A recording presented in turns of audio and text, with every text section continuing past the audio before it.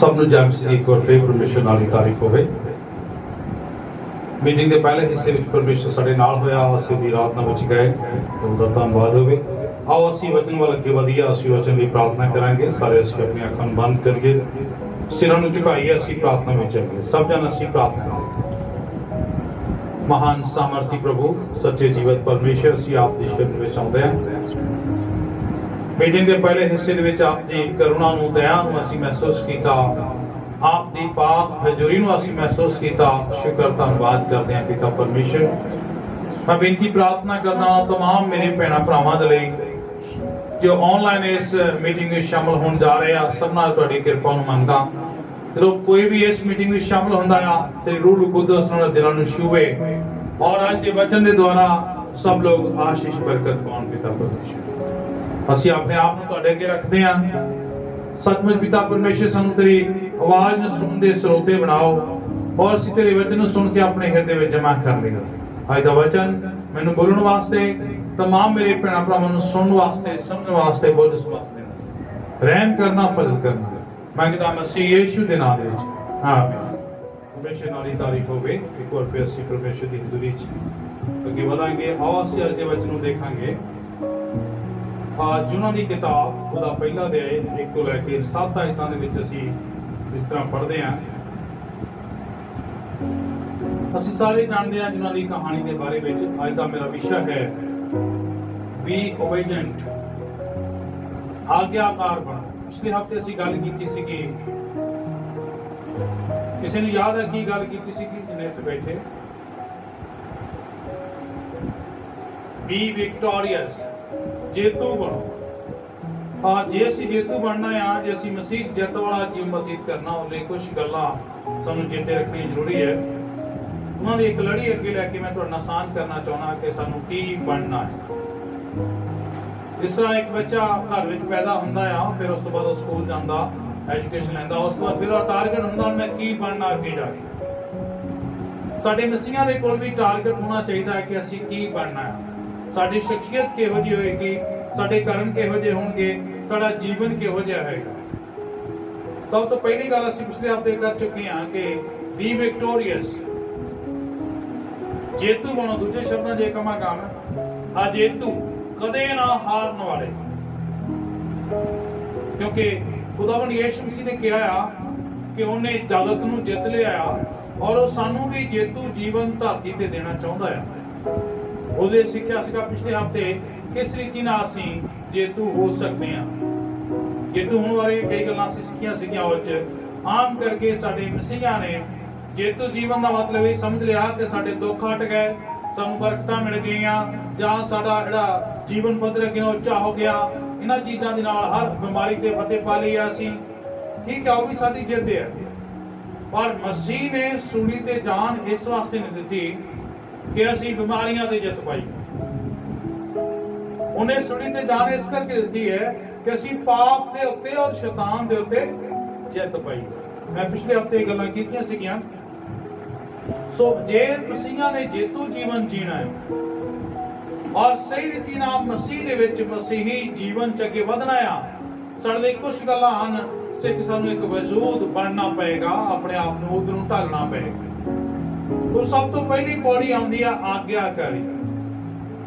ਅਸੀਂ ਬਹੁਤ ਚੰਗੀ ਤਰ੍ਹਾਂ ਜਾਣਦੇ ਹਾਂ ਕਿ ਆਗਿਆਕਾਰੀ ਪਰਿਵਾਰ 'ਚ ਕਿੰਨਾ ਕੁ ਮਹੱਤਵ ਰੱਖਦੀ ਹੈ, ਸਮਾਜ 'ਚ ਕਿੰਨਾ ਕੁ ਮਹੱਤਵ ਰੱਖਦੀ ਹੈ, ਘਰ ਦੇ ਵਿੱਚ ਕਿੰਨਾ ਕੁ ਮਹੱਤਵ ਰੱਖਦੀ ਹੈ, ਚਰਚ ਵਿੱਚ ਕਿੰਨਾ ਕੁ ਮਹੱਤਵ ਰੱਖਦੀ ਹੈ ਆਗਿਆਕਾਰੀ। ਔਰ ਬਾਣੀ ਦੇ ਅਨੁਸਾਰ ਅਸੀਂ ਜਾਣਦੇ ਹਾਂ, ਬਾਈਬਲ ਦੇ ਅਨੁਸਾਰ, ਕਿ ਆਗਿਆਕਾਰੀ ਸਾਡੇ ਕਿੰਨੀ ਕੁ ਮਹੱਤਵਪੂਰਨ ਹੈ। ਕਿਉਂਕਿ ਸਾਡੇ ਪਹਿਲੇ ਬਾਬੇ ਆਦਮ ਨੇ ਅਨਾਗਿਆਕਾਰੀ ਕਰਕੇ ਸਾਨੂੰ ਸ਼ਰਾਬ ਦੇ ਹੇਠ ਤੇ ਪਾਪ ਦੇ ਵਿੱਚ ਲੈ ਆਂਦਾ, ਮੌਤ ਦੇ ਸੁੱਟ ਦਿੱਤਾ। ਸੋ ਆਗਿਆਕਾਰੀ ਸਾਡੇ ਜੀਵਨ ਦਾ ਮੁੱਖ ਹਿੱਸਾ ਹੋਣੀ ਚਾਹੀਦੀ ਹੈ। ਚਾਹੇ ਉਹ ਪਰਮੇਸ਼ਰ ਦੀ ਆਗਿਆਕਾਰੀ ਹੋਵੇ, ਚਾਹੇ ਪਵਿੱਤਰ ਆਤਮਾ ਦੀ ਆਗਿਆਕਾਰੀ ਹੋਵੇ, ਚਾਹੇ ਯਿਸੂ ਦੀ ਆਵਾਜ਼ ਸੁਣਨਾ ਹੋਵੇ, ਚਾਹੇ ਸਮਾਜ ਦੇ ਵਿੱਚ ਬੜਿਆਂ ਦੀ ਆਗਿਆਕਾਰੀ ਕਰਨਾ ਹੋਵੇ, ਮਾਂ-ਬਾਪ ਦੀ ਆਗਿਆਕਾਰੀ ਕਰਨਾ ਹੋਵੇ, ਉਹ ਉਨਾ ਹੀ ਸਾਡੇ ਲਈ ਮਹੱਤਵਪੂਰਨ ਹੈ। ਸੋ ਅੱਜ ਦਾ ਮੇਰਾ ਵਿਸ਼ਾ ਹੈ ਆਗਿਆਕਾਰ ਬਣੋ। ਇੱਥੇ ਅਸੀਂ ਯੂਨਾ ਦੀ ਕਿਤਾਬ ਪਹਿਲਾ ਅਧਿਆਇ ਦੀ 107 ਆਇਤਾਂ ਦੇ ਵਿੱਚ ਕਿਸ ਤਰ੍ਹਾਂ ਪੜ੍ਹਦੇ ਹਾਂ ਕਿ ਪਰਮੇਸ਼ਰ ਨੇ ਯੂਨਾ ਨਬੀ ਦੇ ਨਾਲ ਗੱਲਬਾਤ ਕੀਤੀ ਔਰ ਯੂਨਾ ਨੂੰ ਪਰਮੇਸ਼ਰ ਨੇ ਕਿਹਾ ਕਿ ਤੂੰ ਅਸ਼ੂਰ ਦੀ ਰਾਜਧਾਨੀ ਨਿਨਵਾ ਨੂੰ ਜਾ। ਨਿਨਵਾ ਬਹੁਤ ਇੱਕ ਵਿਸ਼ਾਲ ਸ਼ਹਿਰ ਸੀਗਾ ਜਿਹੜਾ ਅਸ਼ੂਰੀਆਂ ਦਾ ਕੈਪਟਨ ਸੀਗੀ, ਰਾਜਧਾਨੀ ਸੀ ਦਾ। ਔਰ ਇਤਿਹਾਸ ਵੱਲ ਜਾਈਏ, ਜਿਹੜਾ ਨੀਨਵਾ ਸ਼ਹਿਰ ਆ ਉਹ ਕੋਈ ਪਰਮੇਸ਼ਰ ਦੇ ਵਿਸ਼ਵਾਸ ਕਰਨ ਵਾਲੇ ਲੋਕਾਂ ਦਾ ਸ਼ਹਿਰ ਨਹੀਂ ਸੀਗਾ। ਉੱਥੇ ਬਹੁਤ ਹੀ ਘਮੰਡੀ ਲੋਕ ਸੀਗੇ, ਲੋਕਾਂ ਦੇ ਦੁਰਾਚਾਰ ਕਰਦੇ ਸੀਗੇ, ਉਹਨਾਂ ਦਾ ਪਾਪ ਬਹੁਤ ਵੱਧ ਗਿਆ। ਔਰ ਪਰਮੇਸ਼ਰ ਨੇ ਯੂਨਾ ਨੂੰ ਕਿਹਾ ਉੱਠ ਤੂੰ ਨਿਨਵਾ ਨੂੰ ਜਾ, ਉੱਥੇ ਜਾ ਕੇ ਉਹਨੂੰ ਦੱਸ ਕਿ 40 ਦਿਨਾਂ ਦੇ ਵਿੱਚ ਜਿਹੜਾ ਨਿਨਵਾ ਆ ਉਹ ਢਾਇਆ ਜਾਵੇਗਾ। ਪਰ ਇੱਥੇ ਅਸੀਂ ਆਗਿਆਕਾਰੀ ਦੀ ਗੱਲ ਸਿੱਖਣ ਜਾ ਰਹੇ ਹਾਂ। ਜਿਹੜਾ ਯੂਨਾ ਸੀਗਾ ਨੀਨਵਾ ਰਾਜਖਾਨ ਦੇ ਉੱਤੇ ਹੈ ਜਿੱਥੋਂ ਉਹਨੂੰ ਚੱਲਣਾ ਸੀਗਾ। ਯਾਫਾ ਤੋਂ ਰਾਜਖਾਨ ਨੂੰ ਐ ਘੁੰਮ ਕੇ ਜਾ ਕੇ ਅੱਗੇ ਜਾ ਕੇ ਨੀਨਵਾ ਆਉਂਦਾ ਹੈ। ਪਰ ਯੂਨਾ ਨੇ ਉਲਟੀ ਦਿਸ਼ਾ ਵਿੱਚ ਯਾਫਾ ਗਿਆ, ਯਾਫਾ ਤੋਂ ਜਹਾਜ਼ ਨੂੰ ਮਿਲ ਗਿਆ ਤਰਸ਼ੀਸ਼ ਨੂੰ ਜਾਣਾ। ਤਰਸ਼ੀਸ਼ ਕਿਹੜੀ ਜਗ੍ਹਾ? ਅੱਜ ਦੀ ਸਪੇਨ। ਬੜੇ ਲੋਕਾਂ ਨੂੰ ਪਤਾ ਨਹੀਂ ਆ ਕਿ ਤਰਸ਼ੀਸ਼ ਗਵਾ ਗਿਆ ਹੈ ਸਭ ਕੁਝ ਦਰਿਆ ਬਾਈਬਲ ਦੇ ਜ਼ਮਾਨੇ ਸੇ ਕਿ ਅੱਜ ਹੈ ਹੀ ਨਹੀਂਗੇ, ਨਾ ਬਦਲਿਆ, ਜਗ੍ਹਾ ਉਹ ਹੈਗੀਆਂ ਉਦਾਂ ਹੀ। ਤਰਸ਼ੀਸ਼ ਜਿਹੜੀ ਆ ਉਹ ਸਪੇਨ ਦੇ ਵਿੱਚ ਆ। ਇਸ ਵੇਲੇ ਜਾਣਾ ਸੀਗਾ ਨੀਨਵਾ ਨੂੰ, ਚਲਾ ਗਿਆ ਉਹ ਤਰਸ਼ੀਸ਼ ਨੂੰ। ਇੱਥੇ ਇੱਕ ਗੱਲ ਹੋਰ ਹਿਸਟੋਰੀਕਲੀ ਪਹਿਲਾਂ ਅਸੀਂ ਦੇਖ ਲੈਂਦੇ ਹਾਂ, ਆਗਿਆਕਾਰੀ ਦੀ ਬਾਤ ਜਾਵਾਂਗੇ। ਅਸਲ ਦੇ ਵਿੱਚ ਜਿਹੜੇ ਅਸ਼ੂਰੀ ਲੋਕ ਸੀਗੇ ਉਹ ਇਸਰਾਈਲੀਆਂ ਦਾ ਵਿਰੋਧ ਕਰਦੇ ਸੀਗੇ, ਇਸਰਾਈਲੀਆਂ ਦੇ ਪਰਮੇਸ਼ਰ ਦਾ ਵਿਰੋਧ ਕਰਦੇ ਸੀਗੇ ਔਰ ਇਸਰਾਈਲੀਆਂ ਦੇ ਵੱਡੇ ਦੁਸ਼ਮਣ ਸੀਗੇ। ਜਦੋਂ ਪਰਮੇਸ਼ਰ ਨੇ ਯੂਨਾ ਦੇ ਨਾਲ ਗੱਲ ਕੀਤੀ ਕਿ ਉੱਠ ਨਿਨਵਾ ਨੂੰ ਜਾ ਕੇ ਕਹਿ ਕੇ ਤੋਬਾ ਕਰਨ, ਉਸ ਵੇਲੇ ਯੂਨਾ ਨੂੰ ਬੜੀ ਖੁਸ਼ੀ ਹੋਈ ਕਿ ਪਰਮੇਸ਼ਰ ਦਾ ਕ੍ਰੋਧ ਸਾਡੇ ਦੁਸ਼ਮਣਾਂ ਉੱਤੇ ਪੈਣ ਵਾਲਾ ਹੈ। ਉਹ ਮਨ ਤੋਂ ਨਹੀਂ ਚਾਹੁੰਦਾ ਕਿ ਜੇ ਮੈਂ ਜਾਵਾਂ ਉਹ ਤੋਬਾ ਕਰ ਲੈਣ ਤੇ ਖਰੇ ਬਚ ਜਾਣਗੇ ਇਸ ਕ੍ਰੋਧ ਤੋਂ, ਕਿਉਂਕਿ ਉਹ ਦੁਸ਼ਮਣ ਸੀ। ਪਰ ਉਹ ਪਰਮੇਸ਼ਰ ਦੀ ਗੱਲ ਨੂੰ ਸਮਝ ਨਹੀਂ ਸਕਿਆ। ਉਹ ਇੱਕ ਨਬੀ ਸੀਗਾ, ਉਹਨੂੰ ਚਾਹੀਦਾ ਸੀਗਾ ਕਿ ਪਰਮੇਸ਼ਰ ਨੇ ਜਿੱਦਾਂ ਉਹਨੂੰ ਕਿਹਾ ਉਦਾਂ ਹੀ ਕਰਨੀ ਚਾਹੀਦੀ ਸੀ, ਉਹਨੂੰ ਆਗਿਆਕਾਰੀ ਕਰਨੀ ਚਾਹੀਦੀ ਸੀ। ਇੱਥੇ ਗੱਲ ਹੋਰ ਵੀ ਸਾਬਤ ਹੁੰਦੀ ਹੈ ਕਿ ਪਰਮੇਸ਼ਰ ਇਕੱਲਾ ਇਸਰਾਈਲੀਆਂ ਦਾ ਹੀ ਨਹੀਂ ਹੈ। ਅੱਜ ਪਰਮੇਸ਼ਰ ਇਕੱਲਾ ਮਸੀਹਾਂ ਦਾ ਹੀ ਨਹੀਂ ਹੈ, ਪਰਮੇਸ਼ਰ ਸਾਰਿਆਂ ਦਾ ਹੈ। ਪਰਮੇਸ਼ਰ ਸਾਰਿਆਂ ਨੂੰ ਬਚਾਉਣਾ ਚਾਹੁੰਦਾ ਹੈ। ਪਰਮੇਸ਼ਰ ਗੈਰ ਕੌਮਾਂ 'ਚ ਕੰਮ ਕਰਨਾ ਚਾਹੁੰਦਾ ਸੀਗਾ ਉਦੋਂ। ਯਹੋਵਾ ਪਰਮੇਸ਼ਰ ਗੈਰ ਕੌਮਾਂ 'ਚ ਸਾਬਤ ਕਰਨਾ ਚਾਹੁੰਦਾ ਸੀਗਾ ਕਿ ਮੈਂ ਹੀ ਯਹੋਵਾ ਪਰਮੇਸ਼ਰ ਹਾਂ। ਇਸ ਕਰਕੇ ਯੂਨਾ ਨੂੰ ਕਿਹਾ ਕਿ ਤੂੰ ਨੀਨਵਾ ਨੂੰ ਜਾ, ਉੱਥੇ ਜਾ ਕੇ ਉਹਨਾਂ ਨੂੰ ਪ੍ਰਚਾਰ ਕਰਕੇ 40 ਦਿਨਾਂ ਬਾਅਦ ਨੀਨਵਾ ਢਾਇਆ ਜਾਊਗਾ। ਪਰ ਉਹਨੇ ਅਣਆਗਿਆਕਾਰੀ ਕੀਤੀ, ਉਹ ਆਪਣੇ ਉਲਟੇ ਰਾਹ ਤਰਸ਼ੀਸ਼ ਨੂੰ ਚਲਾ ਗਿਆ। ਅੱਜ ਅਸੀਂ ਵੀ ਬਹੁਤ ਵਾਰੀ ਸਵਾਰਥੀ ਹੋ ਕੇ ਪਰਮੇਸ਼ਰ ਦੀ ਅਣਆਗਿਆਕਾਰੀ ਕਰਕੇ ਬਹੁਤ ਵੱਡੀਆਂ ਵੱਡੀਆਂ ਮੁਸ਼ਕਲਾਂ, ਮੁਸੀਬਤਾਂ, ਕਸ਼ਟਾਂ ਵਿੱਚ ਫਸ ਜਾਂਦੇ। ਅਸੀਂ ਦੇਖਦੇ ਹਾਂ ਕਿ ਕਿਸ ਰੀਤੀ ਦੇ ਨਾਲ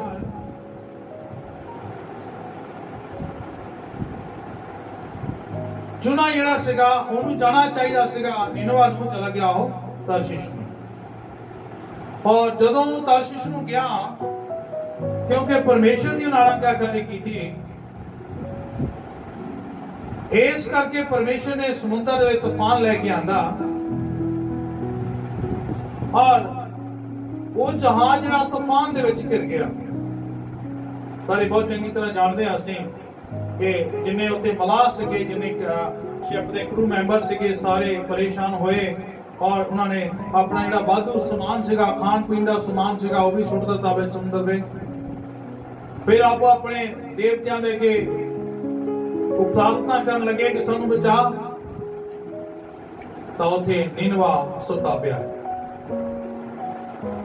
उन्होंने जाके नीनवा नूं उठालिया, सॉरी जुना नूं उठालिया कि तू सुता पिया आ, उठ अपने देव अगे पुकार, बदे असी बच जाइए। तो उन्होंने उठालिया गया। फिर उन्होंने कहा कि असी गुणे पा के लभदे हां। असी इत्थे देखते हैं कि जद तक उन्होंने पता नहीं लगा कि जिहड़ा यूना आ परमेश्वर की इजली तो भज्जा आ, इहदे करके विपदा पई है, उन्हें अपनी गलती नूं मन्निया नहीं। पहली गल जी जो इत्थे समझनी बहुत जरूरी है कि जदों असी अनाज्ञाकारी करके परमेश्वर की इच्छा के उल्ट चलांगे तो साडे लई मोहरे खुले दरवाजे आ, काहदे लई? मुसीबतां लई, मुश्किलां लई, परेशानी लई और मौत दे लई। देखने वाली गल इत्थे है कि जिहड़ा यूना सीगा वो कष्ट विच पिया आ, पर फिर भी उन्हें तौबा नहीं की, उन्हें अपनी गलती का इकरार नहीं किया। ਅਸੀਂ 6-7 तक पढ़िए उसे देखते हैं कि यूना कष्ट फसन के बावजूद भी अपनी गलती को ढकण का यत्न कर रहा है। उन्हें खुल के नहीं मन्निया कि मैं परमेश्वर की अनाज्ञाकारी की आ, इस करके असी सारे कष्ट विच। पहला उन्होंने उठालिया तो उन्होंने दसिया कि मेरे करके विपता आई है, क्योंकि नबी नूं सब पता सी कि मेरी अनाज्ञाकारी करके असी फसे हुए हैं। पर जो उन्होंने कहा गुनाह पाइए, असी गुनाह पा के लभ्या तो गुनाह उत्ते आ गया मुड़ के। फिर उन्होंने खड़ा कर लिया, कहने दस वे तू की करके आया, तू किहनूं मनदा है? फिर उन्हें आके दसिया अज असी भी बहुत बार गलती करते हैं, पाप करते हैं, अपनी गलती नूं तब तक ढकते रहने हैं जब तक वो प्रगट ना हो जाए सारे। मैंने याद आ मेरी कलसिया दे विच एक नौजवान हुंदा सीगा, वो अक्सर गलती करता सीगा ते फिर उन्हें ढकण का यत्न करता सीगा। वो दिखाउंदा रहिंदा हुंदा सीगा कि जिदा कुछ होया ही नहीं। जदों ओदी गलती बारे मैनूं पता लग जांदा सीगा, मैं उहनूं सद के अपने को बिठाउंदा सीगा, मैनूं तरीके नाल उत्साहित करदा सीगा कि अपने पाप लई, अपनी गलती लई पछतावे, तौबा करे। पर उसका काम की हुंदा सीगा, ढकी जाना, ढकी जाना, ढकी जाना। उन्हें नहीं मनना कि मेरे तो गलती हुई या मैं पाप कीता है। पर जदों एंड हो जाना फिर मैं उन्हें कढ़ के उहदे अगे सबूत रख देना भी आह गल इदां होई है। फिर फटाफट कुर्सी छड्डनी आ, मेरे गोडे फड़ लेने। फिर उन्हें लग पना मैनूं माफ कर दो, मैनूं माफ कर दो, मैनूं माफ कर दो, मेरे तो गलती हो गई। अक्सर असी विश्वासी भी ऐसे ही करते हैं, असी परमेश्वर की आवाज नहीं सुनते, असी अपने राह चलना चाहते हैं क्योंकि असी स्वार्थी हो जाते हैं। असी अपना सूद देखते हैं, अपना फायदा देखते हैं और असी अपने राह जाना चाहते हैं। फिर मोरे जाके साडे कोल मुश्किलां आउंदियां, परेशानियां आउंदियां, कष्ट आउंदे आ, पर फिर भी असी इकरार नहीं करते कि परमेश्वर मैं तेरी इच्छा का उल्लंघन किया आ, मैनू माफ कर। असी फिर भी उन्हें ढकण का यत्न करते हैं, पर जदों असी फेल हो जाते हैं, जाके नाकामयाब हो जाते हैं, फिर जाके असी इकरार करते हैं कि हाँ मैं गया सीगा और इदां करके मैं करना चाहा, मैं संगत भी छड्डी, मैं मीटिंग भी छड्डी, मैं प्रभु दे धोखा भी दिता, पर मेरा काम फिर नहीं होया। किन्नी बारी किन्नियां मेरियां भैणां मेरे भरावां नूं आके गवाहियां दित्तियां इस चर्च दे विच कि असीं इतवार नूं चर्च आउणा सीगा, पर कुछ इदां दा करके सानूं जरूरी काम पै गया, जिहदे विच उन्हां नूं निजी बेनीफिट होना सीगा, जां पैसे मिलने सीगे, जां कुछ होर होना सीगा। होया कि घर बह गए हो ना, उन्हां दा घर वाला काम होया ते संगत भी गई। किन्नियां दी गवाहियां मैं सुन चुका। सो मैं जिहड़ी गल कहना चाहुंदा कि सानू हमेशा परमेश्वर की इच्छा के अनुसार चलना चाहिए। हालेलुया। सानू की चाहिए कि असी जो सानू परमेश्वर बुलावे असी कुछ आसा पासा नहीं देखना कि सिर्फ परमेश्वर की आवाज नूं सुनना है। बाणी च की लिखिया है, यीशु ने कहा पहला ओहदे राज ते धर्म नूं भालो तां फिर सैकंड नंबर ते संसार है। साडे च कई वारी बहुत बड़ी गलती यही हुंदी है कि असी अपनी सोच ना सोचते हैं कि साडे लिए की फायदा, साडे परिवार लिए की फायदा, साडी कौम लिए की फायदा, अपनी सोच ना सोचते हैं। सो अज बहुत बार इहो जी गलती असी विश्वासी करते हैं। असी अनादगिरी होण करके पुठे राह ते चले जाते हैं, मुश्किलों च फस जाते हैं, तां भी असी अपनी गलती नूं पछताउंदे नहीं हैं। शैतान साडे मनां नूं करड़ा कर दिंदा, सख्त कर दिंदा है। साडा दिल तां कहंदा है, मन तां कहंदा है कि हाँ तू गलत कीता ना। असी उत्ते स्वीकारते भी अपने घर विच, असी प्रार्थना करने वेले उत्ते रोंदे भी हां प्रभु मेरे तो गलती हो गई, पर वो गलती दा इकरार असी पब्लिकली जिथे करना चाहिए उत्थे नहीं करते। शैतान साडे मन नूं करना कर दिंदा है। दूजी गल असी की देखते हैं, जदों हुण उत्ते प्रगट कर दिता गया तां सचमुच फिर वो की आखण लगा। इत्थे असी देखते हैं जिन्होंने फिर पाप का इकरार किया, जो गुनाह पै गया उहदे ते प्रगट हो गया तो फिर वो दसन लगा सारे।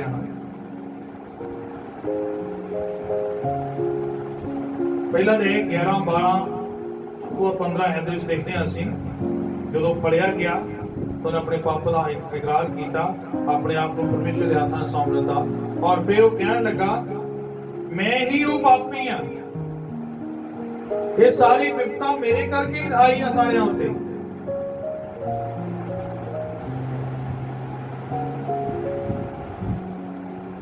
मैं परमेश्वर की हजूरी तो भजाया, मैं उसकी आज्ञाकारी की है।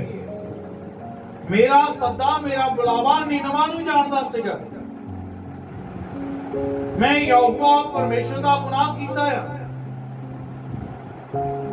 मेरे करके तुसीं भी सारी विपता विच आ।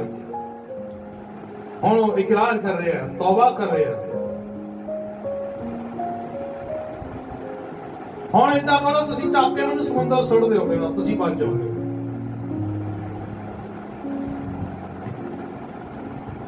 अज असी भी बहुत बार जो पहला कहा जुनावान बड़े जान ते ही इकरार करते हैं। अजी जो असी अनाज्ञाकारी करते हैं तां परमेश्वर दा आत्मा सानू टुंबदा है। परमेश्वर दा आत्मा सानू उस वेले जो कोई गलती सड़ तो हो जाती है, पाप शैतान सड़ तो करा लेंदा है, उस वेले ही सानू पता लग जाता है, साडे अंदर हलचल हो जाती है कि मेरे तो गलती हुई है, मेरे तो भुल हुई है, मेरे तो पाप होया है। पर शैतान साडे मन नूं करड़ा करदा रहिंदा है और असीं अपने पाप नूं ढकण लग पैंदे हां। दाऊद अपनी गवाही च दसदा है कहंदा जद मैं चुप कर रहा तो मेरियां हड्डियां हुंगण दे नाल गल गईं। अक्सर असीं भी हुण असीं मसीही पाप दे गुलाम नहीं है कि सानू उस समय का इंतजार करना पवे, या किस तरह असी जो प्रगट हो जाइए फिर असी कहिए नहीं मैं तो पाप भुल हो गई, मैं तो माजरा थाने जाके चित्र पे तबे कहता हूं मैंने माफ कर दे, उसको माफी पाना नहीं है। असी परमेश्वर के अगे हुण अड कीते हुए लोग रीजो, क्योंकि हुण असी मसीही हुण पाप दे गुलाम नहीं है। जो असी उस समय पाप करते हैं, अनाज्ञाकारी करते हैं, तो जल्दी उस वेले सानू पछताना चाहिए, क्योंकि पाप रूह साडे अंदर उस वेले सानू चेते करा दिंदा है। उस वेले झपदे असी जेनू कर लईए ते असी अनाज्ञाकारी चों निकल के आज्ञाकारी विच आ सकते हैं। जदों असी गलती या पाप लई इकरार कर लवांगे तां परमेश्वर सानू जल्दी ਮੁੜ ਆਗਿਆਕਾਰੀ ਵੱਲ ਲੈ ਕੇ ਆਵੇਗਾ ਅਤੇ ਸਾਡੇ ਲਈ ਮੁੜ ਸਾਧਨ ਬਖਸ਼ੇਗਾ। ਅਸੀਂ ਮੁੜ ਕੇ ਆਗਿਆਕਾਰੀ ਹੋ ਕੇ ਅੱਗੇ ਵਧੀਏ। ਅਸੀਂ ਯੂਨਾ ਬਾਰੇ ਦੇਖਦੇ ਹਾਂ। ਯੂਨਾ ਦੇ ਵਿੱਚ ਤੁਹਾਡੇ ਮੇਰੇ ਵਿੱਚ ਇੱਕ ਅੰਤਰ ਆ। ਯੂਨਾ ਨੂੰ ਵੀ ਪਤਾ ਬੇਸ਼ੱਕ ਸੀਗਾ, ਪਰ ਉਹਦੇ ਕੋਲ ਉਹ ਚੀਜ਼ ਨਹੀਂ ਸੀ ਜਿਹੜੀ ਅੱਜ ਤੁਹਾਡੇ ਤੇ ਮੇਰੇ ਕੋਲ। ਜਦੋਂ ਅਸੀਂ ਅਨਾਗਿਆਕਾਰੀ ਮਾਪਿਆਂ ਦੀ ਕਰਦੇ ਹਾਂ, ਘਰ 'ਚ ਕਰਦੇ ਹਾਂ, ਚਰਚ ਵਿੱਚ ਕਰਦੇ ਹਾਂ, ਪਰਮੇਸ਼ਰ ਦੀ ਅਨਾਗਿਆਕਾਰੀ ਕਰਦੇ ਹਾਂ, ਇਸ ਵੇਲੇ ਸਾਨੂੰ ਚੇਤੇ ਕਰਾਉਣ ਲਈ ਸਾਨੂੰ ਸਹਾਇਕ ਮਦਦਗਾਰ ਮਿੱਤਰ ਆਤਮਾ ਦਿੱਤਾ ਗਿਆ। ਸਾਨੂੰ ਉਸੇ ਵੇਲੇ ਮੁੜਨਾ ਆ। ਤੌਬਾ ਦਾ ਮਤਲਬ ਕੀ ਹੈ? ਪਾਪ ਦੀ ਵੱਲੋਂ ਯੀਸ਼ੂ ਦੀ ਵੱਲ ਮੁੜਨਾ। ਸੋ ਸਾਨੂੰ ਬਹੁਤ ਜ਼ਰੂਰੀ ਹੈ ਕਿ ਜਿਨ੍ਹਾਂ ਨੂੰ ਜਦੋਂ ਇਸ ਗੱਲ ਦਾ ਅਹਿਸਾਸ ਹੋਇਆ ਔਰ ਫਿਰ ਉਹਨੇ ਪਛਤਾਵਾ ਕੀਤਾ। ਪਹਿਲਾਂ ਉਹਨੇ ਇਕਰਾਰ ਕੀਤਾ, ਫਿਰ ਉਹ ਪਛਤਾਉਣ ਲੱਗਾ। ਪਛਤਾਉਣ ਤੋਂ ਪਹਿਲਾਂ ਜਿਹੜਾ ਉਹ ਮੱਛੀ ਦੇ ਢਿੱਡ 'ਚ ਜਾ ਕੇ ਪਛਤਾਉਂਦਾ ਆ। ਇੱਕ ਗੱਲ ਜਿਹੜੀ ਮੈਂ ਸਾਫ਼ ਕਰਨਾ ਚਾਹੁੰਦਾ ਕਿ ਜਦੋਂ ਅਸੀਂ ਆਪਣੇ ਰਾਹ ਤੋਂ ਮੁੜਦੇ ਹਾਂ ਔਰ ਪਛਤਾਉਂਦੇ ਹਾਂ, ਤੌਬਾ ਕਰਦੇ ਹਾਂ, ਇਕਰਾਰ ਕਰਦੇ ਹਾਂ, ਉਸ ਵੇਲੇ ਅਸੀਂ ਆਪਣੇ ਆਪ ਨੂੰ ਪਰਮੇਸ਼ਰ ਦੇ ਹੱਥਾਂ ਸੌਂਪ ਦਿੰਦੇ ਹਾਂ। ਪਰਮੇਸ਼ਰ, ਹਾਂ ਮੇਰੇ ਤੋਂ ਭੁੱਲ ਹੋਈ, ਹੁਣ ਤੂੰ ਹੀ ਮੈਨੂੰ ਸੰਭਾਲਣ ਵਾਲਾ ਆ। ਤਾਂ ਪਰਮੇਸ਼ਰ ਤੁਹਾਡੇ ਲਈ, ਮੇਰੇ ਲਈ ਇੱਕ ਸਾਧਨ ਮੁਹੱਈਆ ਕਰੋ। ਹੁਣ ਤੂਫਾਨ ਸੀਗਾ ਸਮੁੰਦਰ ਦੇ ਵਿੱਚ, ਔਰ ਜਹਾਜ਼ ਵਿੱਚ ਤੋਂ ਯੂਨਾ ਨੂੰ ਚੱਕ ਕੇ ਬਾਹਰ ਸੁੱਟ ਦਿੱਤਾ ਗਿਆ। ਨਾ ਤਾਂ ਯੂਨਾ ਨੂੰ ਪਤਾ ਸੀ ਮੇਰਾ ਕੀ ਬਣੂਗਾ, ਔਰ ਨਾ ਉਹਨਾਂ ਨੂੰ ਪਤਾ ਸੀਗਾ ਕਿ ਇਹ ਬਚ ਜਾਊਗਾ। ਜਿਸ ਘੜੀ ਉਹਨੇ ਆਪਣੇ ਆਪ ਨੂੰ ਇਕਰਾਰ ਕੀਤਾ ਔਰ ਪਰਮੇਸ਼ਰ ਦੇ ਹੱਥਾਂ ਸੌਂਪਿਆ, ਉਸ ਵੇਲੇ ਪਰਮੇਸ਼ਰ ਨੇ ਇੱਕ ਮੱਛੀ ਨੂੰ ਹੁਕਮ ਦਿੱਤਾ ਕਿ ਉਹਦੇ ਲਈ ਸਾਧਨ ਬਣੇ, ਉਹਦੀ ਜਾਨ ਬਚਾਈ ਜਾਵੇ ਕਿ ਮੁੜ ਕੇ ਉਹ ਆਗਿਆਕਾਰੀ ਦੇ ਰਾਹ ਤੇ ਤੁਰ ਸਕੇ। ਅਸੀਂ ਕੀ ਦੇਖਦੇ ਹਾਂ ਕਿ ਉਹਨਾਂ ਦਾ ਪਹਿਲਾ ਅਧਿਆਇ ਉਹਦੀ 17 ਆਇਤ ਦੇ ਵਿੱਚ ਕੀ ਲਿਖਿਆ? ਪਰ ਯਹੋਵਾ ਨੇ ਇੱਕ ਵੱਡੀ ਮੱਛੀ ਠਹਿਰਾ ਛੱਡੀ ਸੀ ਕਿ ਜਿਨ੍ਹਾਂ ਨੂੰ ਨਿਗਲ ਜਾਵੇ ਅਤੇ ਜਿਨ੍ਹਾਂ 3 ਦਿਨ ਤੇ 3 ਰਾਤਾਂ ਮੱਛੀ ਦੇ ਢਿੱਡ ਦੇ ਵਿੱਚ। ਇੱਕ ਗੱਲ ਕਿ ਮੈਂ ਹੋਰ ਕਹਿਣਾ ਚਾਹੁੰਦਾ ਮੇਰੇ ਭੈਣੋ ਭਰਾਓ, ਕਈ ਵਾਰੀ ਪਰਮੇਸ਼ਰ ਤੁਹਾਡੇ ਬਚਾਉਣ ਦਾ ਸਾਧਨ ਜਿਹੜਾ ਦਿੰਦਾ ਉਹ ਕਸ਼ਟਦਾਇਕ ਹੁੰਦਾ ਹੈ, ਦੁਖਦਾਇਕ ਹੁੰਦਾ ਆ। ਜੋ ਪਛਤਾ ਕੇ ਅਸੀਂ ਮੁੜਦੇ ਹਾਂ, ਇੱਕਦਮ ਹੀ ਬਰਕਤ ਦਾ ਆਨੰਦ ਨਹੀਂ ਆਉਂਦਾ ਹੁੰਦਾ, ਦੁਖਦਾਇਕ ਹੁੰਦਾ ਆ। ਜਦੋਂ ਪਰਮੇਸ਼ਰ ਬਚਾਉਣਾ ਚਾਹੁੰਦਾ ਆ, ਅਸੀਂ ਦੇਖਦੇ ਹਾਂ ਕਿ ਯੂਨਾ ਨੂੰ ਬਚਾ ਤਾਂ ਲਿਆ, ਪਰ 3 ਦਿਨ ਮੱਛੀ ਦੇ ਢਿੱਡ ਚੋਂ ਬਚਿਆ ਹੋਇਆ ਨਹੀਂ ਸੀ। ਉਹਦੀ ਜਾਨ ਖਤਰੇ ਵਿੱਚ ਸੀ। ਸ਼ਾਇਦ ਬਾਲਿਆਂ ਨੂੰ ਇਸ ਗੱਲ ਦਾ ਪਤਾ ਨਹੀਂ ਹੈ। ਜਿਹੜੀ ਵੱਡੀ ਮੱਛੀ ਆ, ਜਦੋਂ ਕੁਛ ਉਹ ਖਾਂਦੀ ਹੈ, ਕਿਉਂਕਿ ਉਹ ਬਹੁਤ ਵੱਡਾ ਮੂੰਹ ਹੁੰਦਾ, ਵੱਡੇ ਵੱਡੇ ਜਾਨਵਰ ਖਾ ਜਾਂਦੀ ਹੈ, ਉਹ ਪਹੁੰਚਾਉਣ ਦੇ ਲਈ ਸਮੁੰਦਰ ਤੋਂ ਬਾਹਰ ਆ ਕੇ ਉਹ ਉੱਥੇ ਲਿੜਦੀ ਹੈ ਪਹੁੰਚਾਉਣ ਦੇ ਲਈ ਜੋ ਖਾਂਦਾ ਹੈ। ਜੇ ਕਿਤੇ ਮੱਛੀ ਬਾਹਰ ਆ ਕੇ ਉਹ ਪ੍ਰਕਿਰਿਆ ਨੂੰ ਪੂਰਾ ਕਰ ਲੈਂਦੀ ਕਿ ਯੂਨਾ ਅੰਦਰ ਜਿੰਦਾ ਰਹਿ ਜਾਂਦਾ। ਸੋ ਪਰਮੇਸ਼ਰ ਦੇ ਸਾਧਨ। ਦੂਜੀ ਗੱਲ, ਯੂਨਾ ਮੱਛੀ ਦੇ ਢਿੱਡ 'ਚ ਗਿਆ ਸੀ, ਕਿਸੇ ਕੋਠੀ ਵਿੱਚ ਨਹੀਂ ਸੀ ਗਿਆ। ਕਈ ਵਾਰੀ ਸੋਚਦੇ ਹਾਂ ਕਿ ਬਹੁਤ ਸਿਕਿਉਰ ਜਗ੍ਹਾ ਤੇ ਚਲਾ ਗਿਆ, ਬਚ ਗਿਆ ਹੋ ਗਿਆ। ਨਹੀਂ, ਜਿਹੜੇ 3 ਦਿਨ ਸੀਗੇ ਯੂਨਾ ਦੇ ਲਈ ਬਹੁਤ ਹੀ ਕਸ਼ਟ ਵਾਲੇ ਸੀਗੇ। 3 ਦਿਨ ਯੂਨਾ ਦੀ ਕਿਤਾਬ ਦੂਸਰਾ ਅਧਿਆਇ ਦੀ 6 ਤੋਂ 8 ਨੂੰ ਪੜ੍ਹੀਏ। ਯੂਨਾ ਮੱਛੀ ਦੇ ਢਿੱਡ ਵਿੱਚ ਰੋਂਦਾ ਰਿਹਾ ਤੇ ਪਛਤਾਵਾ ਕਰਦਾ ਰਿਹਾ ਕਿ ਪਰਮੇਸ਼ਰ ਮੈਨੂੰ ਮਾਫ ਕਰ, ਮੈਂ ਗਲਤੀ ਕੀਤੀ ਹੈ, ਮੈਂ ਪਾਪ ਕੀਤਾ ਆ, ਮੈਂ ਤੇਰੀ ਆਵਾਜ਼ ਨੂੰ ਨਹੀਂ ਸੁਣਿਆ, ਮੈਂ ਮੌਤ ਦੇ ਮੂੰਹ ਚਲਾ ਗਿਆ, ਹੁਣ ਇਸ ਵੇਲੇ ਮੌਤ ਦੇ ਮੂੰਹ 'ਚ ਬੈਠਾ ਆ, ਮੈਨੂੰ ਇੱਕ ਮੌਕਾ ਦੇ ਦੇ। 3 ਦਿਨ ਮੱਛੀ ਦੇ ਢਿੱਡ 'ਚੋਂ ਪਛਤਾਉਂਦਾ ਰਿਹਾ।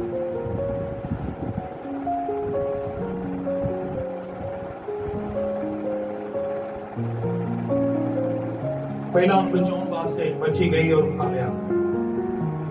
बेसिक दूजा दे रस्मी अज देखते हैं कि परमेश्वर ने जिन्होंने एक और मौका दिता है और मच्छी को पहला हुक्म दिता गला चला चुक ला। मच्छी भी खुश होकर मेरे खाना आया, पर वो इनू ये नहीं सी पता कि ये तो मैनू साधन बनाया जा रहा है। तीए दिन मच्छी नूं परमेश्वर ने हुक्म दिता जाके बाहर उगला चले उल्टी करते हुए। जब 3 दिन रोंदा रहा पछताउंदा रहा तो सचमुच परमेश्वर ने मच्छी नूं हुक्म दिता और बाहर जाके मच्छी नूं उगला से दिता और इसे चुना बचाया गया। मैं कल कहनी चाहना कि जे असी युना वांग ना करके अपने पाप ते गलती नूं ढकण दा यतन ना करिए और आत्मा की आवाज सुन के यीशु की आवाज सुन के अपने आप नूं परमेश्वर के हाथों में सौंप दईए।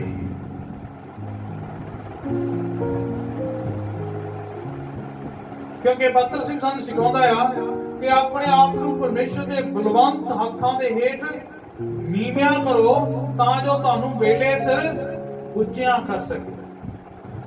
साडी गलती जितनी मर्जी क्यों ना हो, साडा पाप कितना भी भयानक क्यों ना होवे, जे साडे कोल इकरार है, तौबा है, पछतावा है, दूजे पल लई असी जीवन च खड़ सकते हैं। ये सिर्फ तुहाडे ते मेरे कोल अपॉर्चुनिटी है, मेरे भाणे कोल यूना कोल नहीं सीगी।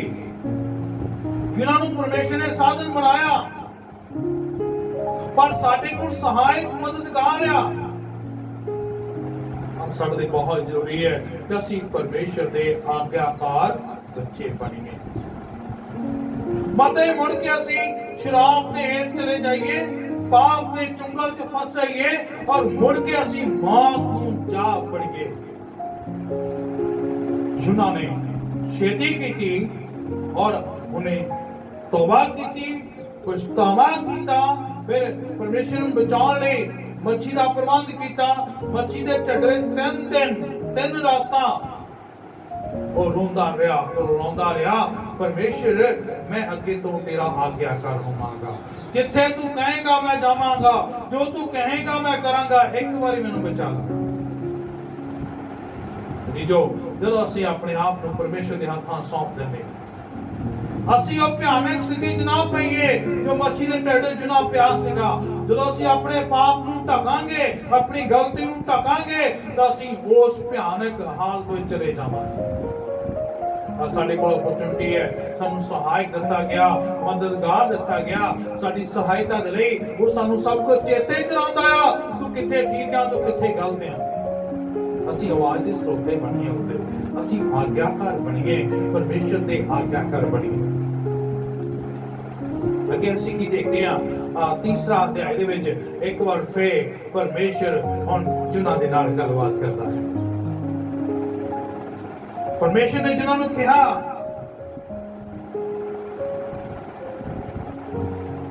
नीनवा नूं जा, हुण एक बार फिर तैनूं मैं कहंदा इस गल का प्रचार कर कि 40 दिनों दे विच निनवा ढाया जाएगा। फिर मैं दोहराना इत्थे, ये लोग यहोवा परमेश्वर के विश्वासी नहीं है और बहुत मजबूत शहर है, बहुत विशाल ते वड्डा शहर है। निनवा जे तुर के जाना होवे 3 दिन निनवा दे विच लंघण लगणगे। 3 दिन दा पैंडा सीगा। अजी जो आज्ञाकारी के नाल की हुंदा है, जो असी तौबा करते हैं, पछताते हैं, अपनी गलती नूं स्वीकार करते हैं, तो परमेश्वर तुहानूं दूए पाले नवा करके एक नवा चांस दिंदा है कि तुसीं उहदे आज्ञाकार हो जाओ, तुसीं उहदे बर्तन जो भांडे बन जाओ। वो तुहानूं करदा आ, तुहानूं राहदा आ कि तुसीं बर्तन जो भांडे बनोगे। जो हम यूना परमेश्वर ने कहा, यूना निनवा पहुंच गया, एक दिन का पैंडा तय किया निनवा दे विच। और यूना ने होका दिता कि सारे अपने पापां तो मन फिराओ। 40 दिनों के बाद निनवा ढाया जाएगा। जदों असीं परमेश्वर की आज्ञाकारी करके निकलते हैं और परमेश्वर के पैगाम नूं लोकां तक लैके जाते हैं तो सचमुच वो पैगाम अग दी न्यायी लोकां दे दिलां नूं छूंदा आ। जदों निनवा दे लोकां ने परमेश्वर की बाणी, निनवा दे लोकां ने परमेश्वर की बाणी यूना दे मुंह तो सुनी तो उत्थे दे लोकां दे मन छिल गए। उन्होंने तप्पड़ पा के बैठ गए, रोजा रख के प्रार्थना करने लगे। इतों तक फिर मैं दोहराना, जदों असीं परमेश्वर की आज्ञाकारी करते हुए परमेश्वर के कहने के अनुसार किसी को बचाने लई निकलांगे तो परमेश्वर का आत्मा तुहाडे ते मेरे तो पहला जाके उत्थे काम करता है। यूना निनवा च पहुंचा सीगा, एक दिन दा पैंडा कीता। उन्हें जदों प्रचार कीता कि 40 दिनों बाद निनवा ढाया जाएगा, तौबा करो। सचमुच उत्थे दे लोग पछता के, डांट पा के, तप्पड़ पा के बह गए और रोजे रख के रोन लगे परमेश्वर दे के साडे उत्ते दया। इन्ना ही नहीं, जदों उत्थों दे राजे नूं पता लगा ਤਾਂ ਉਹਨੇ ਵੀ ਰਾਜਗੱਦੀ ਛੱਡ ਕੇ ਸਵਾਰ ਵੇ ਤੱਪੜ ਪਾ ਕੇ ਬੈਠ ਗਿਆ। परमेश्वर कितना सामर्थी है। परमेश्वर मेरी भैनों मेरे भराओ ਤੁਹਾਨੂੰ ਕਿੱਦਾਂ इस्तेमाल कर सकता है ਤੁਹਾਨੂੰ पता ही नहीं। जो सचमुच ਅਸੀਂ आज्ञाकार हो के निकलते हैं परमेश्वर ਸਾਨੂੰ इस्तेमाल करता है। फिर राजे ने फरमान जारी कर दिता और डंगर तक भी रोजा रखाया सारियां दा। तीजा दे तुसीं घर जाके पढ़ना। चलो सारियां ने रोजे रख के प्रार्थनावां कीतियां, तप्पड़ पा के बैठ के जुना तीजा दे 5 तो 9 आयत तक देखिए कि सारे लोग राजा भी प्रभावित हो गया, गिड़गड़ाउण लगे। 5 तो लेके 9 आयतां विच गिड़गड़ा रहे हो, पछता रहे परमेश्वर दे के। 10वीं आयत मैं चाहांगा कि असीं पढ़ लईए, मैं पढ़ देना तुहाडे ते।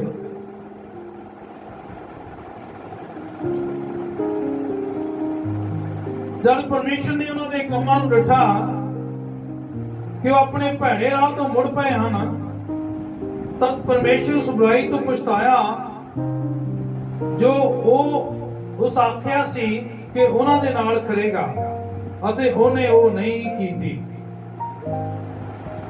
हालेलुया। अते देखते हैं कि जो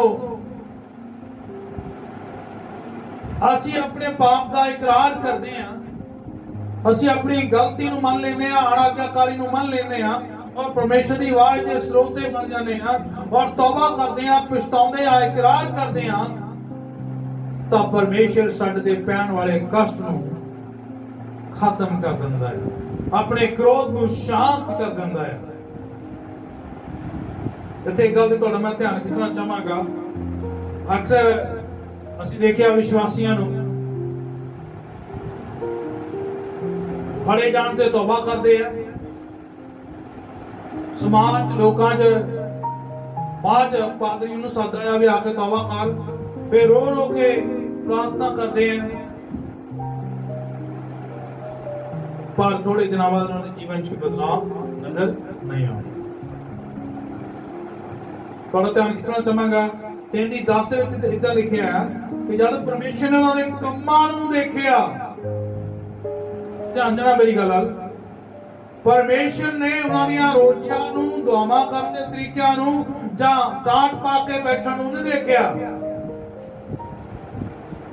परमेश्वर ने सचमुच उन्हां च वो तौबा, बदला, पछतावा वेखिया कि मुड़िया है। कम्मां नूं परमेश्वर देखदा है। ਤੇ ਦੂਜੇ ਲਫ਼ਜ਼ਾਂ ਵਿੱਚ ਮੈਂ ਕਹਾਂ ਕਿ ਪਰਮੇਸ਼ਰ ਸਾਡੇ ਬੁੱਲਾਂ ਦੇ ਵਰਤਾਵੇ ਨੂੰ ਨਹੀਂ ਚਾਹੁੰਦਾ, ਉਹ ਕੰਮਾਂ ਦੇ ਵਰਤਾਵੇ ਨੂੰ ਚਾਹੁੰਦਾ ਹੈ। ਜਿਹੜਾ ਅਸੀਂ ਪਛਤਾਵਾ ਕਰਦੇ ਆ ਉਹ ਬੁੱਲਾਂ ਦਾ ਨਹੀਂ ਚਾਹੁੰਦਾ, ਉਹ ਕਰਮਾਂ 'ਚ ਅਮਲਾਂ 'ਚ ਦੇਖਣਾ ਚਾਹੁੰਦਾ ਹੈ।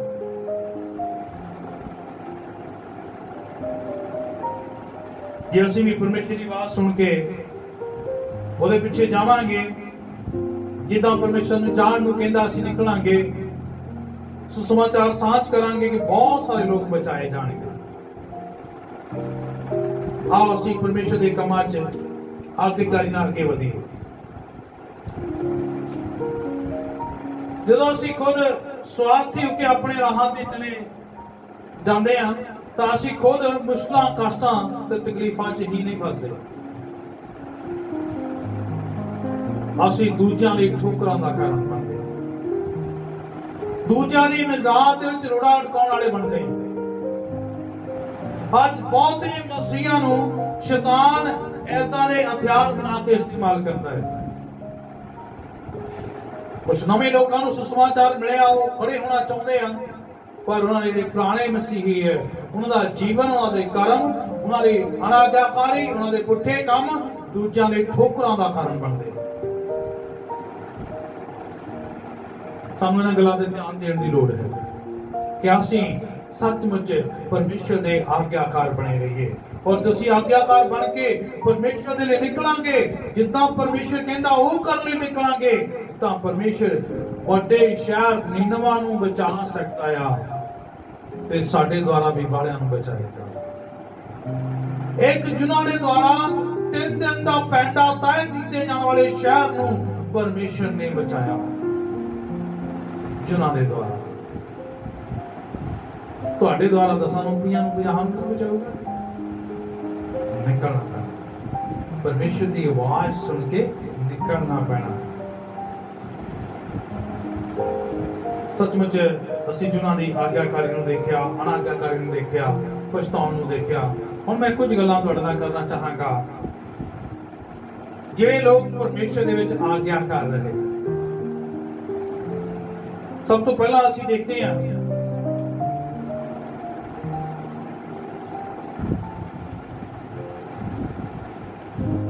ਅਬਰਾਹਮ ਦੇ ਨਾਲ ਪਰਮੇਸ਼ਰ ਨੇ ਗੱਲ ਕੀਤੀ। ਜਦੋਂ ਉਹਨੇ ਮੂਰਤੀ ਘੜਾ ਸੀਗਾ, ਆਪਣੇ ਪਿਓ ਦੇ ਨਾਲ ਮੂਰਤੀਆਂ ਬਣਾ ਰਿਹਾ ਸੀਗਾ,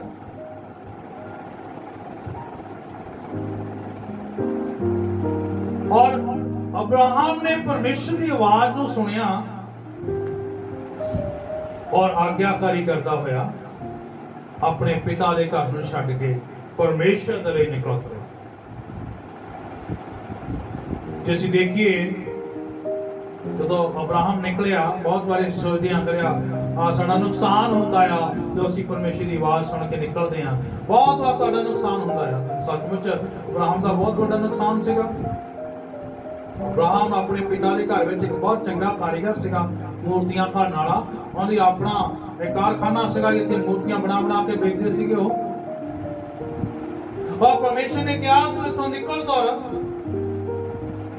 ਉਹਨੇ ਪਰਮੇਸ਼ਰ ਦੀ ਆਗਿਆਕਾਰੀ ਕੀਤੀ ਤਾਂ ਬਹੁਤ ਵੱਡਾ ਨੁਕਸਾਨ ਸੀਗਾ। ਕੀ ਲੈ ਕੇ ਨਿਕਲਿਆ? ਆਪਣੀ ਘਰ ਵਾਲੀ ਸਾਰਾ, ਨਾਲ ਕੌਣ ਸੀਗਾ? ਲੋਤ ਤੇ ਗਦੀ ਦੇ ਉੱਤੇ 3 ਜਣੇ ਉਹ ਨਿਕਲੇ। ਪਰ ਅੱਗੇ ਜਾ ਕੇ ਅਸੀਂ ਕੀ ਦੇਖਦੇ ਹਾਂ ਕਿ ਪਰਮੇਸ਼ਰ ਨੇ ਆਦਮ ਦੀ ਆਗਿਆਕਾਰੀ ਨੂੰ ਦੇਖਦੇ ਹੋਏ ਉਹਨੂੰ ਅਪਾਰ ਬਰਕਤਾਂ ਦਿੱਤੀਆਂ। ਉਹਨੂੰ ਇੰਨਾ ਕੁ ਧਨਵਾਨ ਬਣਾ ਦਿੱਤਾ ਕਿ ਜਿੱਥੋਂ ਦੀ ਆਪਣਾ ਕਾਫਲਾ ਲੈ ਕੇ ਨਿਕਲਦਾ ਸੀਗਾ, ਆਪਣਾ ਮਾਲ ਡੰਗਰ ਲੈ ਕੇ ਨਿਕਲਦਾ ਸੀਗਾ, ਰਾਜੇ ਵੀ ਡਰਦੇ ਸੀਗੇ। ਜੇ ਅਸੀਂ ਥੋੜਾ ਇਤਿਹਾਸ ਵੱਲ ਝਾਤੀ ਮਾਰੀਏ ਕਿ ਜਦੋਂ ਲੋਤ ਅਬਰਾਹਮ ਤੋਂ ਅੱਡ ਹੋਇਆ ਤਾਂ ਉਸ ਵੇਲੇ ਉਹ 350 ਫੌਜੀ ਸੀਗੇ ਜਿਹੜੇ ਉਹਦੇ ਮਾਲ ਡੰਗਰ ਦੀ ਰਾਖੀ ਕਰਨ ਵਾਲੇ। 350 ਮਾੜੇ ਰਾਜਿਆਂ ਕੋਲ 350 ਫੌਜੀ ਨਹੀਂ ਸੀ ਹੁੰਦਾ। ਮਾਲ ਡੰਗਰ ਕਿੰਨਾ ਹੋਊਗਾ, ਧਨ ਦੌਲਤ ਕਿੰਨਾ ਹੋਊਗਾ ਉਹਦੇ ਕੋਲ। ਸੋ ਜੇ ਅਸੀਂ ਆਗਿਆਕਾਰੀ ਕਰਕੇ ਪਰਮੇਸ਼ਰ ਵਿੱਚ ਅੱਗੇ ਵਧਾਂਗੇ, ਉਹ ਸੰਸਾਰ ਦੀਆਂ ਬਰਕਤਾਂ ਵੀ ਸਾਨੂੰ ਦੇਵੇਗਾ ਔਰ ਆਪਣੇ ਕੰਮਾਂ ਲਈ ਇਸਤੇਮਾਲ ਕਰੇਗਾ। ਅਬਰਾਹਮ ਨੂੰ ਵਿਸ਼ਵਾਸੀਆਂ ਦਾ ਪਿਤਾ ਕਿਹਾ ਗਿਆ। ਦੂਜਾ ਅਸੀਂ ਦੇਖਦੇ ਹਾਂ, ਨੂਹ ਨੇ ਆਗਿਆਕਾਰੀ ਕੀਤੀ ਤਦ ਅਸੀਂ ਮਨੁੱਖ ਤੁਰੇ ਫਿਰਦੇ ਹਾਂ ਧਰਤੀ ਉੱਤੇ। ਹਾਲੇਲੂਇਆ।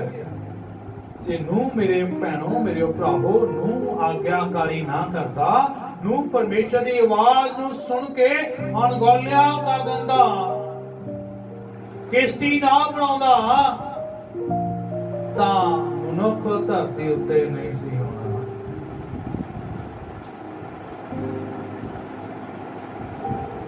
ਅਸੀਂ ਧਰਤੀ ਉੱਤੇ ਨਹੀਂ ਸੀ ਹੋਣਾ। ਇਹ ਜਿਸਮ ਜਿਹੜਾ ਅਸੀਂ ਲੈ ਕੇ ਫਿਰਦੇ ਆ, ਇਹ ਨੂਹ ਦੀ ਆਗਿਆਕਾਰੀ ਦੀ ਦੇਣ ਆ। ਉਹਨੇ ਪਰਮੇਸ਼ਰ ਦੀ ਆਵਾਜ਼ ਨੂੰ ਸੁਣਿਆ ਔਰ ਜਿੱਦਾਂ ਪਰਮੇਸ਼ਰ ਨੇ ਕਿਹਾ ਔਰ ਉਹਨੇ ਕਿਸ਼ਤੀ ਨੂੰ ਬਣਾਇਆ। ਆਗਿਆਕਾਰੀ ਕਰਨਾ ਸੌਖਾ ਵੀ ਨਹੀਂ। ਉਹਨੂੰ ਕਿੰਨਾ ਕਸ਼ਟ ਸਹਿਣਾ ਪਿਆ, ਉਹਨੂੰ ਕਿੰਨੀ ਮਿਹਨਤ ਕਰਨੀ ਪਈ ਜਹਾਜ਼ ਨੂੰ ਬਣਾਉਣ ਦੇ ਲਈ, ਕਿੰਨੀਆਂ ਗੱਲਾਂ ਸੁਣਨੀਆਂ ਪਈਆਂ ਲੋਕਾਂ ਦੇ ਕੋਲੋਂ। ਅਜੀ ਜੋ ਅਸੀਂ ਆਗਿਆਕਾਰ ਬਣਨਾ ਹੈ, ਪਰਮੇਸ਼ਰ ਦੇ ਆਗਿਆਕਾਰ ਬਣਨਾ ਹੈ, ਸਾਨੂੰ ਡਰ ਦੀ ਲੋੜ ਨਹੀਂ ਹੈ।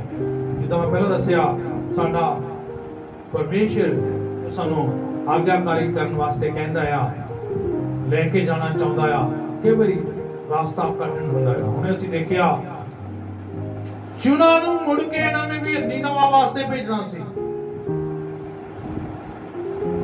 ਮਸੀਹ ਦੇ ਢਿੱਡ ਤਿੰਨ ਰਾਤਾਂ ਤਿੰਨ ਦਿਨ ਰਿਹਾ, ਬਹੁਤ ਕਸ਼ਟ ਸਹਿਆ। ਫਿਰ ਮੈਂ ਕਹਿਣਾ ਅਬਰਾਹਮ ਦੇ ਦੁਆਰਾ ਸਾਨੂੰ ਆਤਮਿਕ ਬਰਕਤਾਂ ਦਿੱਤੀਆਂ ਗਈਆਂ। ਜੇ ਉਹ ਘਰੋਂ ਨਿਕਲਦਾ ਤੇ ਅੱਜ ਅਸੀਂ ਵਿਸ਼ਵਾਸੀ ਨਾ ਹੁੰਦੇ। ਜੇ ਨੂੰ ਆਗਿਆਕਾਰੀ ਨਾ ਹੁੰਦਾ ਤਾਂ ਅੱਜ ਸਾਡਾ ਵਜੂਦ ਹੀ ਨਾ ਹੁੰਦਾ, ਸੰਸਾਰ ਤੇ ਮਨੁੱਖ ਹੁੰਦਾ ਹੀ ਨਾ, ਜਾਨਵਰ ਹੀ ਹੁੰਦੇ। ਜਦੋਂ ਵੀ ਨਾ ਹੁੰਦੇ, ਸਭ ਕੁਝ ਮਾਰ ਦਿੱਤਾ, ਖਤਮ ਕਰ ਦਿੱਤਾ ਜਾਂਦਾ। ਪਹਿਲੇ ਹੀ ਤਰ੍ਹਾਂ ਧਰਤੀ ਮੁੜ ਕੇ ਸੁੰਨੀ ਹੋ ਜਾਂਦੀ।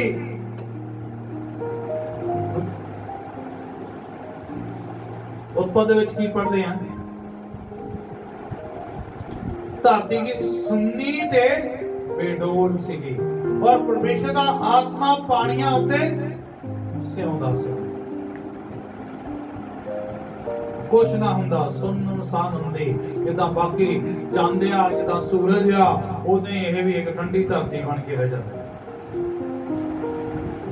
ਇਹ ਨੂਹ ਦੀ ਬਦੌਲਤ ਆ ਧਰਤੀ ਤੇ ਜੀਵ ਜੰਤ ਔਰ ਅਸੀਂ ਬਚ ਗਏ, ਨਾਸ਼ ਨਹੀਂ ਹੋਣ ਦਿੱਤਾ।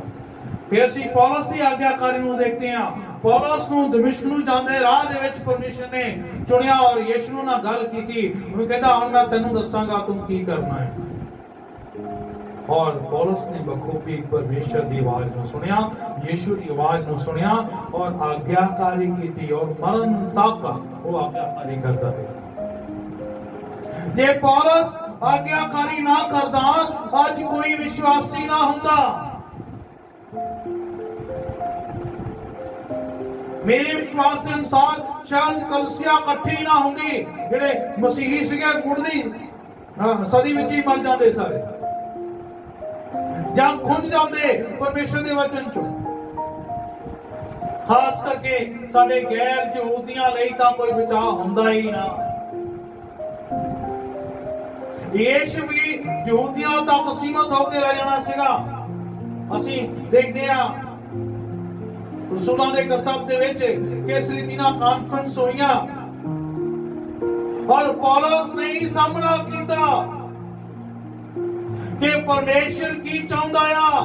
ਗੈਰ ਕੌਮਾਂ ਨੂੰ ਪਰਮੇਸ਼ਰ ਚਾਹੁੰਦਾ ਆ ਔਰ ਗੈਰ ਕੌਮਾਂ ਦੇ ਵਿੱਚ ਪ੍ਰਚਾਰ ਕਰਨ ਵਾਲਾ ਪੌਲਸ ਹੀ ਸੀਗਾ। ਜੋ ਉਹਦੀ ਆਗਿਆਕਾਰੀ ਕਰਕੇ ਅਸੀਂ ਅੱਜ ਵਿਸ਼ਵਾਸੀ ਕਹਾਉਨੇ ਆ। ਅਸੀਂ ਪਰਮੇਸ਼ਰ ਨੇੜੇ ਕੀਤੇ ਗਏ। ਸਭ ਤੋਂ ਵੱਡੀ ਆਗਿਆਕਾਰੀ ਹੈ ਪ੍ਰਭੂ ਯਿਸੂ। ਯਿਸੂ ਨੇ ਮੌਤ ਤੱਕ ਪਰਮੇਸ਼ਰ ਦੀ ਆਗਿਆਕਾਰੀ ਕੀਤੀ। ਉਹ ਤੁਹਾਨੂੰ ਯਾਦ ਹੋਵੇਗਾ ਆਖਰੀ ਸ਼ਬਦ ਯਿਸੂ ਦੇ ਕੀ ਸੀਗੇ? ਸਭ ਕੁਝ ਪੂਰਾ ਹੋਇਆ। ਉਹ ਕੰਮ ਨੂੰ ਅੰਜਾਮ ਦੇ ਦਿੱਤਾ ਉਹਨੇ। ਉਹ ਸਾਡਾ ਨਿਜਾਤ ਦਾ ਦੇਹਿੰਦਾ ਬਣ ਗਿਆ, ਨਿਜਾਤ ਦੇਣ ਦਾ ਕਾਰਨ ਬਣ ਗਿਆ। ਉਹਦੇ ਦੁਆਰਾ ਨਿਜਾਤ ਮੁਕਤੀ ਸਾਡੇ ਤੱਕ ਪਹੁੰਚੀ, ਪਾਪਾਂ ਦੀ ਮਾਫੀ ਸਾਨੂੰ ਦਿੱਤੀ ਗਈ। और खुद परमेश्वर के सज्जे हाथ जाएगा, क्योंकि वो परमेश्वर का बहुत ही लाडला ते आज्ञाकार पुत्र से।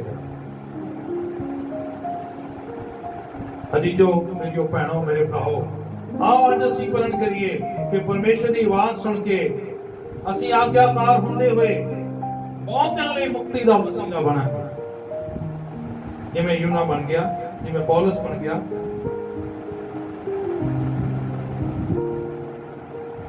आओ असीं प्रण करिए अपने घरां च अपने तो वड्डियां ते बुजुर्गां दी आज्ञा दा पालन करांगे। आओ असीं प्रण करिए असीं चर्च च अपने आगू ते बुजुर्गां दी आज्ञा दा पालन करांगे।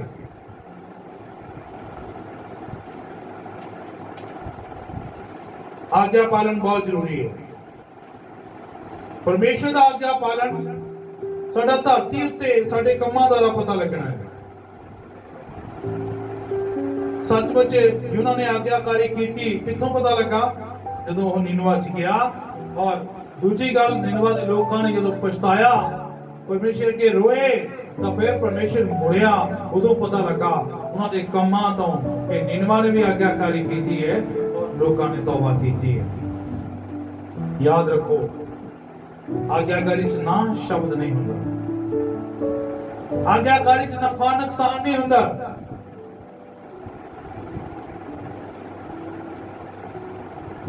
आज असीं बहुत ही जिंदगी नाल विश्वास द्वारा आज्ञाकारी करते हुए यीशु पीछे चलना है। याद रखो, जे असीं इस तरह करते हैं तो भावें साडे राह लख रुकावटां मुसीबतां मुश्किलां आउण, पर परमेश्वर सानू बरकतां वल लै जावेगा। जिद्दां अब्राहम नूं लै गया, अब्राहम दी बरकतां नूं याद करिए। खाली घरों निकलिया सी, तां मैं गल कीती है, ते किड्डा धनवान मनुख बन गया और परमेश्वर दे नाल भी वफादार रहा। आओ असीं परमेश्वर की अगवाई विच अगे वधिए, हमेशा अपने जीवन नूं परमेश्वर की हजूरी च रखिए, अपने जीवन परमेश्वर की हजूरी नूं लभीए। एक गल याद रखो, परमेश्वर की हजूरी तो बिना असीं जिंदा ही नहीं रह सकते। दूजा आदम यीशु मसीह दे द्वारा सानू सदा लई आज्ञाकारी लई सदा दिता गया है। पहले आदम तो शराब ते मौत आई, दूजे आदम ने हुण सानू सदा दिता है कि असीं मुड़ के आज्ञाकार होइए और जीवन वाल अगे वधिए। कुछ आयतां मैं तुहाडे नाल सांझ करना चाहांगा कि किस तरीके नाल परमेश्वर साडे तों आज्ञाकारी चाहुंदा है। पहला पतरस 1:2 दे विच इस तरह लिखिया, जिहड़े पिता परमेश्वर दे अगेतरे ज्ञान दे अनुसार आत्मा तो पवित्र होने लई चुने हुए हन, भई ओ आज्ञाकार होण। अजी जो असीं सदे गए हां कि असीं परमेश्वर दी आवाज नूं सुणीए, अपना घर बाहर दुनिया की घटदा की बढ़दा की फायदा हुंदा उन्हां सोचीए, असीं आज्ञाकार होइए। इस करके परमेश्वर ने सानू सदा दिता है। पहला आदम अनाज्ञाकार हो गया सीगा, वो पाप दे विच ते मौत दे हेठ चला गया सीगा। हुण यीशु दे वसीले तुहाडा ते मेरा सदा आज्ञाकार होण दे लई है।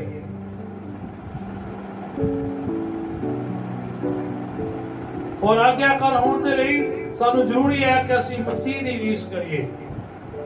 और असीं कहंदा है कि तुहाडा भी वो सुभाव होवे जो मसीह यीशु दा सी।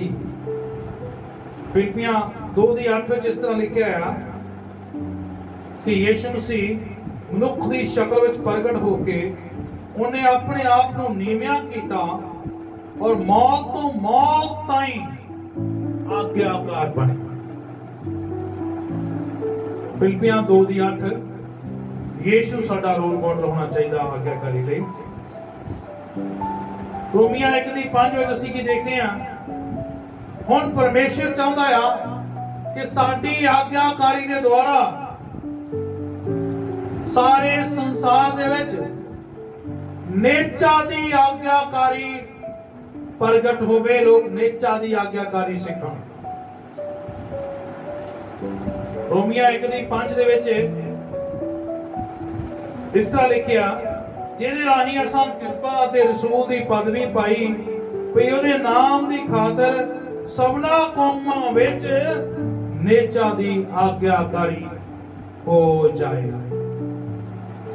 ਸੱਚਮੁੱਚ ਦੂਸਰਿਆਂ ਨੂੰ ਵੀ ਅਸੀਂ ਆਗਿਆਕਾਰ ਬਣਾਉਣਾ ਹੈ। ਅਸੀਂ ਆਗਿਆਕਾਰ ਬਣਨਾ ਹੀ ਨਹੀਂ ਹੈ, ਸਾਰੀਆਂ ਕੌਮਾਂ ਦੇ ਲਈ ਨੇਚਾ ਦੀ ਆਗਿਆਕਾਰੀ ਦਾ ਵਸੀਲਾ ਵੀ ਬਣਨਾ ਹੈ।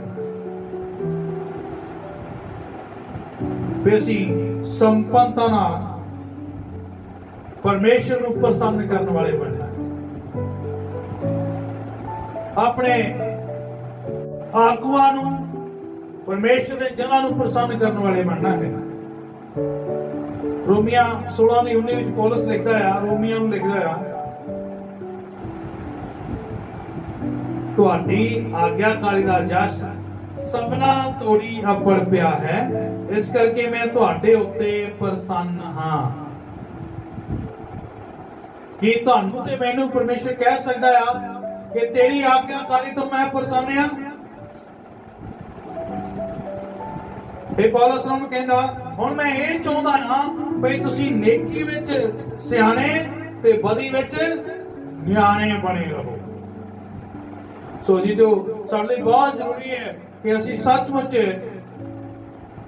ਏਦਾਂ ਦੇ ਆਗਿਆਕਾਰ ਹੋਈਏ ਜਿਨ੍ਹਾਂ ਦਾ ਜਸ ਸਮਝਦੇ ਕਿ ਇਹਦਾ ਮਸ਼ਹੂਰੀ ਫੇਮ ਦੁਨੀਆ ਵਿੱਚ ਲੋਕੀ ਕੋਲਾਂ ਤੇ ਕਹਿਣ ਉਹ ਬੰਦਾ ਅਸਲੀ ਵਿਸ਼ਵਾਸੀ ਹੈ, ਉਹ ਆਗਿਆਕਾਰ ਆ ਆਪਣੇ ਮਾਪਿਆਂ ਦਾ, ਆਗਿਆਕਾਰ ਆ ਆਪਣੇ ਆਗੂ ਦਾ, ਆਗਿਆਕਾਰ ਆ ਪਰਮੇਸ਼ਰ ਦਾ। ਹੋ ਅੰਤ ਵਿੱਚ ਮੈਂ ਕਹਾਂਗਾ, ਜੇ ਅਸੀਂ ਆਗਿਆਕਾਰ ਬਣ ਕੇ ਰਵਾਂਗੇ ਤਾਂ ਪਰਮੇਸ਼ਰ ਸਾਨੂੰ ਧਰਤੀ ਤੇ ਕਿਸੇ ਗੱਲ ਦੀ ਥੋੜ ਨਹੀਂ ਰਹਿਣ ਦੇਗਾ। ਅਸੀਂ ਅਬਰਾਹਮ ਦੀ ਬਰਕਤ ਨੂੰ ਨਹੀਂ ਦੇਖਿਆ ਸੀਗਾ। ਅੰਤ ਵਿੱਚ ਆਖਰੀ ਅਧ ਮੈਂ ਪੜਾਂਗਾ ਯਸ਼ਾਇਆ ਦੀ ਕਿਤਾਬ ਪਹਿਲਾ ਦੇ 19 ਆਇਤ ਦੇ ਵਿੱਚ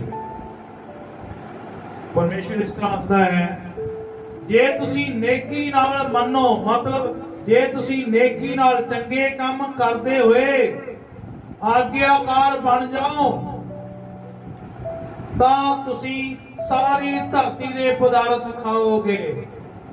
ਇਹ ਸਾਰੀ ਧਰਤੀ ਦੇ ਪਦਾਰਥ ਜੀਜੋ ਤੁਹਾਡੇ ਤੇ ਮੇਰੇ ਲਈ ਪਰਮੇਸ਼ਰ ਨੇ ਬਣਾਏ ਸੀਗੇ। ਇਹ ਸਭ ਕੁਝ ਤੁਹਾਨੂੰ ਤੇ ਮੈਨੂੰ ਦੇਣਾ ਚਾਹੁੰਦਾ ਆ, ਉਹ ਕੋਈ ਸ਼ੱਕ ਨਹੀਂ। ਪਰ ਜਦੋਂ ਅਸੀਂ ਉਹਦੇ ਆਗਿਆਕਾਰ ਹੋ ਕੇ ਅਧੀਨਗੀ ਨਾਲ ਉਹਦੇ ਅੱਗੇ ਚੱਲਾਂਗੇ, और जो असी अपनी अनाज्ञाकारी लिए पछतावांगे, तौबा करांगे, इकरार करांगे, उस मौका भी देगा। और असी चुना दी न्यायी पछताउण वाले बनिए, इकरार करने वाले बनिए और सचमुच आज्ञाकारी बनिए। अनाज्ञाकारी दे राहों मुड़ के आज्ञाकारी दे राह मुड़ आइए, तां जो परमेश्वर तुहाडे घरां नूं आशीष ना भरे, बरकत ना भरे, तुहाडे जीवन नूं आत्मिक बरकत ना भरे, तुहानूं अपनी महिमा लई जलाल लई इस्तेमाल करे, निनवा दे लोकां नूं बचाउण वाल तुहानूं भी यूनानी न्यायी वरते परमेश्वर साधन भी देगा, वो तुहानूं साधन बनाएगा, तुहानूं आशीष देवे। सचमुच आज्ञाकारी साडे जीवन विच बहुत बड़ा महत्व रखदी है। पहले आदम ने पाप किया, अनाज्ञाकारी की ते शराब दे हेठ चला गया। हुण दूजा आदम खुदावंद यीशु मसीह साडे लई आया, ओह कि असीं आज्ञाकार असीं परमेश्वर विच ओह बरकतां नूं आशीषां नूं लैंदे। तुहानूं आशीष देवे, तुहाडे नाल सारे हम जन